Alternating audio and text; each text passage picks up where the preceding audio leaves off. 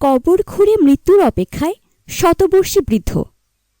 চলুন তার সম্পর্কে বিস্তারিত জেনে নিই ফ্রিকি নিউজে।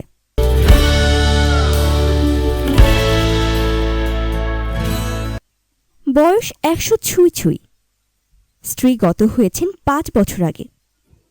এখন নিজের মৃত্যুর প্রহর গুনছেন তিনি।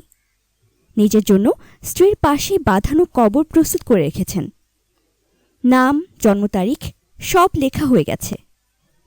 ছেলে নাতিপুতিদের বলে রেখেছেন তিনি মরে যাওয়ার পর মৃত্যু তারিখ যেন শুধু বসিয়ে দেওয়া হয়।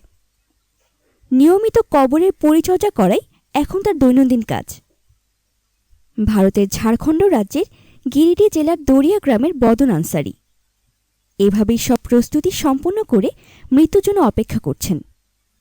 বদন বলেন, যখন স্ত্রী বেঁচে ছিলেন তখন যে তার সঙ্গে সবসময় খুব প্রেম ভালোবাসা ছিল সেটা নয়, বরং অনেক বিষয়ে ঝগড়াও হতো। কিন্তু চলে যাওয়ার পর বুঝতে পারছেন তাকে ছাড়া তিনি খুব একা। তাই মৃত্যুর পরেও আর একা থাকতে চান না বদন। বাড়ির কাছে নিজেদের বাগানে স্ত্রীর কবরের পাশেই নিজের কবর বাঁধিয়ে রেখেছেন। নিজের কিছু জমি জমা আছে। এখন 2 ছেলে শুকুর ও জুমুরাতি সেই জমিতে চাষাবাদ করেন। বদন এখনও শক্ত সামর্থ্য হলেও ছেলেরা তাকে আর মাঠে যেতে দেন না। তাই তার সারাদিন কাটে কবরের যত্ন আত্তি করে।